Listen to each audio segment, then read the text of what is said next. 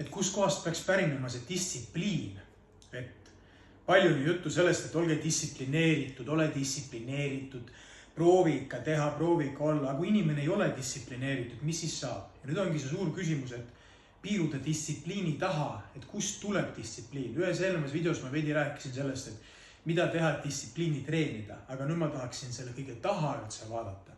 Et mitte nagu sellest rääkida, et mida teha, et olla distsiplineeritud, vaid täiesti vundamendini minna, et kus see distsipliin üldse tekib. Ja mõtleks siis niimoodi, alustaks nii, esitleks ennast niimoodi, et kui sa sünnid, siis sul on vanemad, sul on eeskostjad, sul on autoriteedid, õpetajad, treenerid, kes iganes. Ja peamine selline programm tuleb siis eeskostjatelt, nendelt samadelt inimestelt, vanematelt esimestele, ja siis huviringist, kus sa, eks ole, käid sa koolis, trennis, kuskil mingisuguses grupis viibid. Ja kui seal on vastavalt autoriteedid, siis sealt sa saad esimese programmi. Et kui need autoriteedid on sellised lõtvapüksi kummiga, eks ole, põhimõtteliselt nii igas plaanis, siis see distsipliin puudub, sest neil inimestel juba puudub distsipliin. Aga kui sinu autoriteediks on mingisugune inimene, kes on ikkagi tõsiselt autoriteetne, omamoodi karm, konkreetne, põhimõttekindel ja nii edasi, mis muidugi võib lapsele mõjuda nagu justkui negatiivselt, et issand, et treener on kuri ja vanemad on pahad ja kurjad. Tegelikult ei ole, nad lihtsalt püüavad sinus tekitada seda distsipliini. Selge see, et seda distsipliini saab tekitada nagu erinevat viisi, et ei pea olema ilmtingimata mingi sovjeti kooli stiiliga esindaja, kes põhimõtteliselt ainult karjub su peale ja käseb sulle asju teha. Et see on ka absurdne.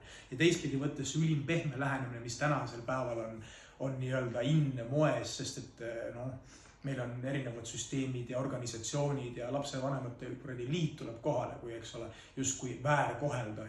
Aga tegelikult see selline konkreetne õpetus, see sama õpetus, mis mina saan näiteks oma treenerit, oma vanematelt, see tekitab distsipliini.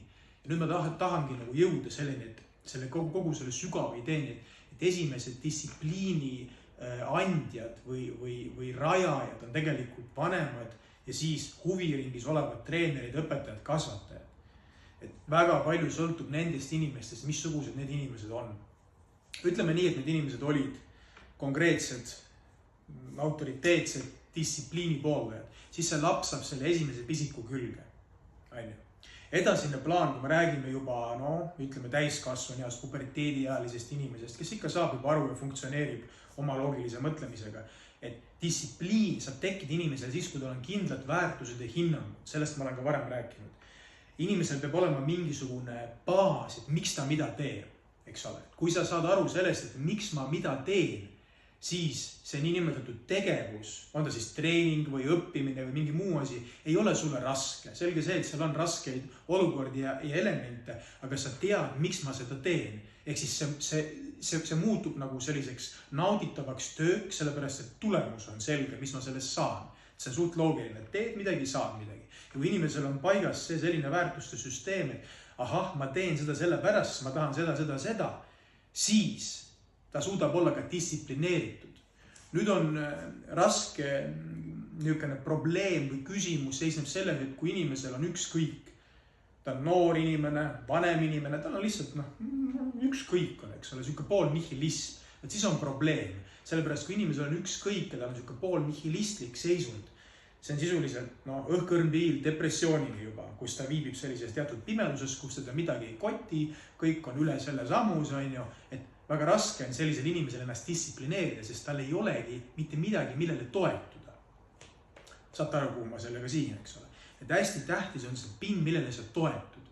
Ja kõige vundamentide vundament üldse, see on läbi minu isikliku perspektiivi arusaamise, on alati usk ja religioon, millele mingi asi toetub. Mul on sisemine usk, mingisugune arusaam, et nii peab olema. Mina ei ole usklik, ma ei käi kirikus, aga tegelikult nagu esoteerilises plaanis ma olen superusklik. Sellest me pikalt nagu tänases videos ei räägi, võib-olla kunagi hiljem. Need sõbrad, kes mind teavad neid asju. Et mul on nagu väga tugev pind, millel ma seisan just nimelt vaimses, spirituaalses, esoteerilises plaanis. See ei ole üldse seotud kirikuga, see ei ole üldse seotud mingi institutsioonidega, see on seotud minu endaga, see on seotud näitan üles kosmosega, eks ole, universumiga, millegi suuremaga.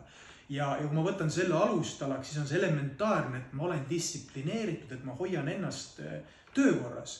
et noh, me puudutame praegu treeningut, sellepärast, et mina tegelen treeninguga ja õpetan inimesi, eks ole, kuidas olla tervislikum ja nii edasi.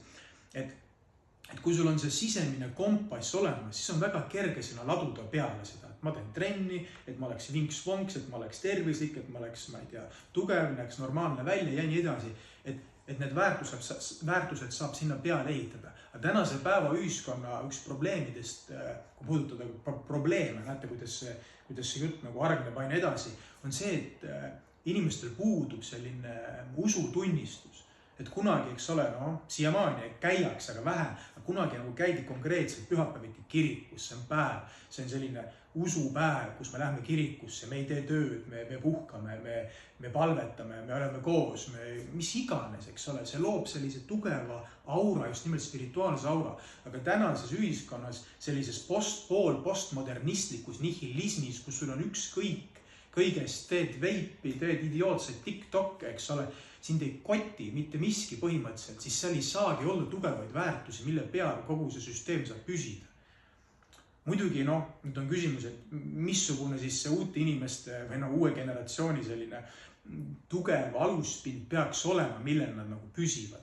Ja see peaks olema inimese enda kultus, inimese ja looduse enda kultus. Kultus, eks ole, on justkui halb sõna, aga selles mõttes geniaalne siia konteksti, et inimese iseenda psüühilise, füüsilise, vaimse, intellektuaalse, emotsionaalse mina kultus pluss loodus, kus me elame. Ehk ma respekteerin iseennast ja ma respekteerin loodust, ma respekteerin puid, ma respekteerin metsa, jõgesid, järvesid, ookeane, eks ole, et selline arusaam peab olema, et ma austan planeeti ja ma austan ennast, sest mina olen planeedi elanik ja kodanik. See ei oma tähtsust, kas sul on passis sinimustvalge või Brasiilia lipp või Portugali või Hispaania või Läti või Leedu, vahet ei ole. Inimesed on kõik, kes elavad planeedil maa. Jälle triivisin edasi, see on järgmise topiku teema, aga veidi siit veel. Et kui inimesel on see sisemine kompass ja selline uskumus, millel ta seisab, siis on väga lihtne ennast distsiplineerida. Ja tänasesse kontekstis panna, et olla siis tervislik, treenida, pidada lugu iseendast, oma füüsilisest, vaimsest, intellektuaalsest minast, samas pidada lugu teistest inimesest, kes sarnased on ja nii edasi. Et märksõna on ikkagist lõppkokkuvõttes vundament ja vundament on vaimne, religioosne. Inimesel peab olema uskumine. Aitäh, need olid tänased minu mõtted.